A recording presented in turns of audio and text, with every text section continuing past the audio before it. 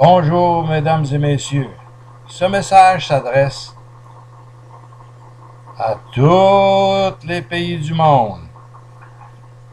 Ça s'adresse au Québec, au Canada, aux États-Unis, à la France, à l'Angleterre, à la Belgique, à l'Autriche, à la Russie, aux Indes. Tous les pays. Écoutez, le Canada, le Québec, c'est supposé d'être une démocratie. Alors, aujourd'hui, on est le 22 juin 2011. Mon nom, c'est Léo Doston. Doston, ça s'appelle D-O-S-T-O-N. Hier soir, je suis allé à un meeting municipal ici. C'est une assemblée d'un conseil régional. Et puis, ça faisait la deuxième occasion parce que, au mois de mai, à l'assemblée précédente, c'est que le maire, premièrement, c'est le plus incompétent des incompétents qu'on n'aurait jamais eu ici à la TUC. Voulait m'empêcher de parler. Alors, quand la période de questions pour les citoyens, ceux-là qui payent les taxes de la ville de la TUC, alors on a le droit de parler. Mais là, ce maire-là, étant donné que, premièrement, c'est qu'il ne sait même pas comment ça se rend dans une ville, il a toujours dit que lui, la seule chose qui l'intéressait, c'était l'argent. Les problèmes, ça ne l'intéressait pas. Alors là, il sait même pas qu'avant de poser une question, on a le droit à un préambule. Alors, là, j'ai commencé, vous allez aller sur mon site, là, et puis vous allez voir en même temps que j'ai envoyé un message au ministre de la Justice, un SOS, pour dénoncer la situation. Alors, vous allez avoir toutes les informations. J'ai même les vidéos ici, des deux assemblées. Alors, cette fois ici, le maire, il m'a provoqué. Alors, j'ai parlé avec fermeté. Comme qu'on parle ici dans l'Assemblée nationale, quand on pose des questions, c'est pour avoir des réponses. Mais lui, il ne voulait même pas que j'en pose des questions. Alors là, j'ai dit, toi, Baudouin, c'est le maire, ça, j'ai dit, c'est pas toi qui va m'empêcher de poser des questions. La dernière fois, surtout, c'était sur les finances de la ville. Celui qui était là aujourd'hui, je ne sais pas d'où il devenait, si c'était un trésorier ou c'était un comptable. Le rapport qu'il a mis, mesdames et messieurs, c'était la chose la plus aberrante que vous ne pouvez pas vous imaginer. C'est un camouflage de tout ce que vous pouvez. Nous autres, une petite ville de 12 000 personnes, on est rendu à une dette incroyable. Dans les 23 ou 25 millions, ça monte tout le temps. Ce gars-là, quand il a pris, ce maire-là, quand il a pris le contrôle de la ville, on avait en caisse ici 3 millions. C'est extraordinaire. Là, j'ai demandé au ministre de la Sécurité publique de faire une enquête. Ça fait plus d'un mois. Personne ne répond à personne. Alors, nous autres, on est supposés sur la scène internationale être les gardiens de la démocratie ici au Canada, au Québec. Mais où est-ce qu'elle est la démocratie? Il va falloir que quelqu'un vienne nous l'enseigner parce que je crois qu'on l'a perdu. Là, moi, ici, là, je demande qu'il y ait une enquête. Puis je demande au groupe de me supporter, d'envoyer des courriels pour que le gouvernement ici agisse. Parce que tout ce qu'ils font, c'est des accusés de réception, puis on a pris bonne note, mais il n'y a personne qui fait absolument rien. La police, j'ai voulu déposer une plainte contre le maire, puis celui qui est en charge des sports. Ils n'ont même pas voulu prendre, parce qu'ils n'ont même pas voulu accepter les documents, rien. C'est une aberration. Quand on dit que quelqu'un va voir la police, veut déposer une plainte, ils ne veulent même pas l'accepter.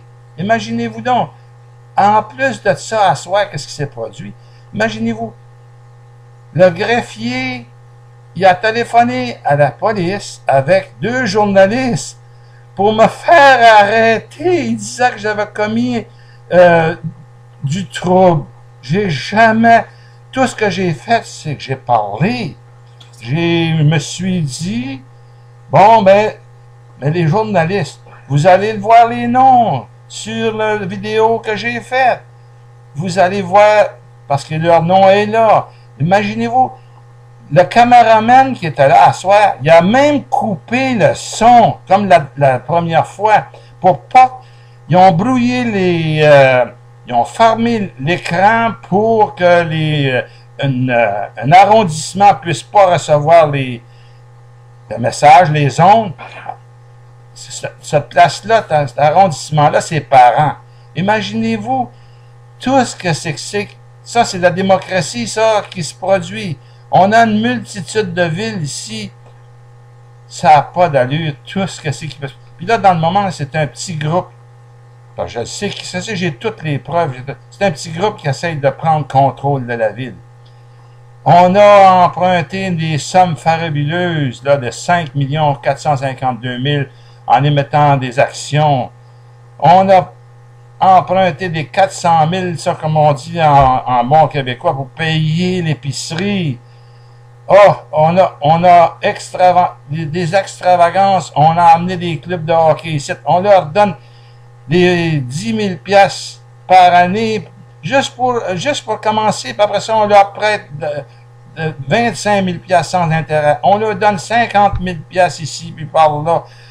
On a dépensé des sommes extraordinaires. L'année passée, un de ces clubs-là, ça doit avoir coûté avec les entraîneurs et tout, parce qu'il faut payer la pension des jeunes, puis ils sont supposés de leur donner un salaire. Je pense qu'ils ne nous en ont même pas donné. Alors, de toute façon, ça doit avoir coûté à peu près 1 million. Les intérêts ici, là, juste pour la dette, c'est plus d'1 million par année. Écoutez une minute, là. Pour une petite ville de 12 000 personnes, au lieu... Là, le maire, j'ai dit, ça fait rien là. Quand on a besoin de l'argent, on va dans la poche des contribuables. Alors, c'est pas pour rien. Lui, il dit que c'est un ancien financier. Il y avait des entreprises. C'est pas pour rien. C'est une vraie farce. Il n'a jamais rien eu, ce gars-là. Tout ce qu'il a eu, il l'a tout perdu. Alors, voyez-vous, là, il est arrivé ici avec un vieux manteau sur le dos, une vieille habit. Puis là, aujourd'hui, il est habillé avec un habit à peu près de 400-500 piastres. Puis un gros char. Puis là, certain qu'il y avait un gros truck. Quand il est arrivé ici, ça devait appartenir à un de ses chums. Puis là, mais là c'était une vraie farce monumentale. Là, j'y ai demandé de démissionner à soir. Alors, je voudrais que vous regardiez toutes les vidéos que j'ai faites sur Ville de la Tuque, sur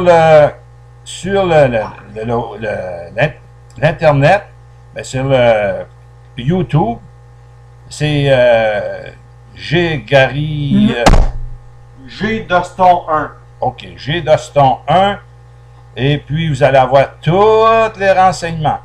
À des occasions, des fois, j'en ris, mais c'est mieux de rire que pleurer parce que ça donne quasiment mal au ventre.